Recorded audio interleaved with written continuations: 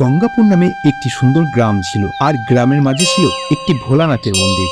মন্দিরের পিছনে ছিল একটি বড় পুকুর। পুকুরের চারপাশে প্রচুর ক্ষেত ছিল এবং ক্ষেতগুলিতে সমৃদ্ধ ফসলের দৃশ্য যে কারোর মনকে মুগ্ধ করত। এই নাও, ভগবানের মূর্তিটা ভেঙে গেছে, তুমি এটাকে বিসর্জন করে দিয়ে এসো। হ্যাঁ দাও। হ্যাঁ, আসার সময় নতুন মূর্তি কিনে এনো, তা না হলে সন্ধ্যায় পূজা হবে না, আর পূজা না হলে তুমি খেতেও পাবে না, মনে রেখো। হ্যাঁ ভাগ্যবতী আনবো, তুমি চিন্তা করো না। আর আমি তো এটাও জানি যে পুজোর পর বাতি বিসর্জন দিতে যেতে হবে। তুমি কি আমাকে একেবারে বোকা মনে করো নাকি? না, তেমন না। ওই গ্রামের লোকেরা খুব ধার্মিক ছিল। তাদের সকাল হতো ঈশ্বরের নামে এবং প্রতিটি কাজের আগে সকলে ঈশ্বরকে স্মরণ করত। তাদের জীবনে ঈশ্বরের খুব বড় ভূমিকা ছিল।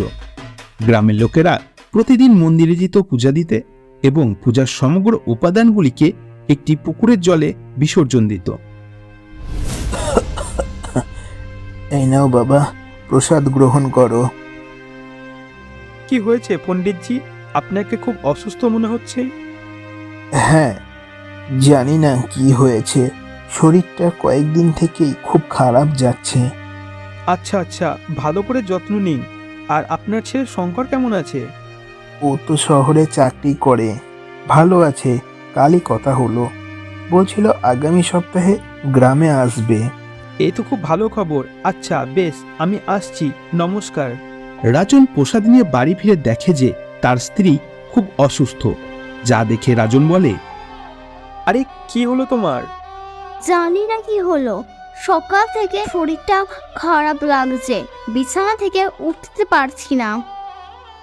আরে গ্রামে যে কি হচ্ছে, পণ্ডিতজিও অসুস্থ, আর আমি রাস্তায় দেখলাম কিছু লোকজন ডাক্তারের কাছে যাচ্ছে, আর তুমিও অসুস্থ। আমার মনে হচ্ছে ভগবান অসন্তুষ্ট হয়েছেন। যদি তাই হয় তাহলে পণ্ডিতজিকে বলো একটা যজ্ঞের আয়োজন করতে, যাতে এই সমস্যার সমাধান ঘটে। হ্যাঁ ভাগ্যবতী, তুমি ঠিকই বলেছ। দিনের পর দিন কাটে আর গ্রামের লোক অসুস্থ হয়ে পড়ে। এই লোকেদের চিকিৎসা করতে করতে গ্রামের বৈদ্য একদিন অসুস্থ হয়ে পড়ে। পণ্ডিতজি গ্রামে একটা বড় যজ্ঞের আয়োজন করে। এর মধ্যে পণ্ডিতজি ছেলে শঙ্কর গ্রামে ফিরে আসেন। নমস্কার বাবা। বেঁচে থাকো বাবা, কেমন আছো তুমি? আমি তো ঠিক আছি বাবা, কিন্তু তোমার কি হয়েছে?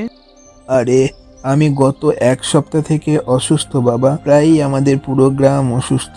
সম্ভবত আমরা কোনো ভুল করেছি, এই কারণেই ভগবান আমাদের উপর রুষ্ট হয়েছেন। আরে তুমি কি বলছো বাবা, এ তো মহামারী। হ্যাঁ, মহামারী। তবে এই মহামারী ভগবানের অসন্তুষ্টির কারণ। তাই? শঙ্কর জানতো যে তার বাবা খুব ধার্মিক, আর তার বাবা শঙ্করের কোনো কথা শুনবেন না। এই জন্য শঙ্কর গ্রামের প্রধানের সাথে কথা বলতে যায়।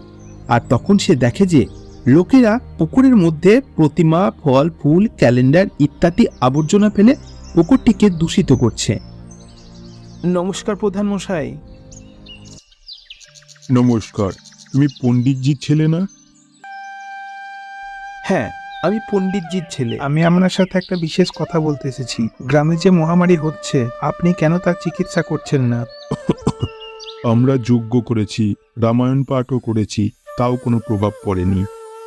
আপনি কি কথা বলছেন? আমি মহামারীটির মূল সম্পর্কে কথা বলছি, অর্থাৎ পুকুরে ময়লা রয়েছে। পুকুরে ময়লা?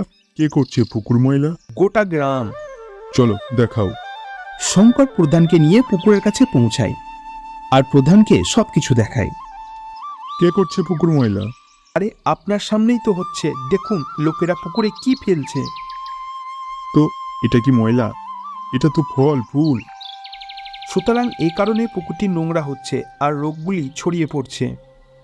প্রধান খুব ধার্মিক লোক ছিলেন এবং এই কথা শুনে তিনি রেগে যান।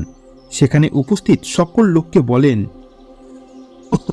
শোনো সকলে, এই হলো শঙ্কর, পণ্ডিতজির ছেলে। ও শহর থেকে এসেছে আর বলছে তোমরা পুকুরে যে সমস্ত পুজোর সামগ্রী ফেলছো তা থেকে পুকুর দূষিত হচ্ছে। তোমরা এই আবর্জনা পুকুরে ফেলবে না। হে ভগবান, পণ্ডিতজির ছেলে হয়ে এমন কথা বলছে, এই পবিত্র পুজোর জিনিসকে আবর্জনা বলছে। সেখানে পণ্ডিত চলে আসে। কি হলো? এখানে এত ভিড় কিসের? দেখুন পণ্ডিতজি, আপনার ছেলে কি বলছে। বোঝান ওকে, খারাপ কথা বলছে, নরকে যাবে। কিন্তু হয়েছে কি? প্রধান সকল কথা পণ্ডিতজিকে বলে। পণ্ডিতজি সব কথা শুনে খুব রেগে যান। কিন্তু বাবা, তুমি আমার কথা তো শোনো। আমি কিছুই শুনতে চাই না। যদি তুমি শহর থেকে আমার নাক কাটাতে না আসো তাহলে শহরে ফিরে যাও। শঙ্কর এই কথা শুনে কোনো কথা বলতে পারে না। সে জানতো এখানকার লোক তার কোনো কথা শুনবে না, আর ওদের বোঝাবার জন্য ওদেরকে ওদের ভাষায় বোঝাতে হবে। আমি এদেরকে এই পরিস্থিতিতে ছেড়ে যেতে পারি না। আমাকে তো কিছু একটা করতেই হবে। শঙ্কর একটা আইটি কোম্পানিতে চাকরি করত, তাই সে টেকনোলজি বিষয়টা খুব ভালো করে জানতো।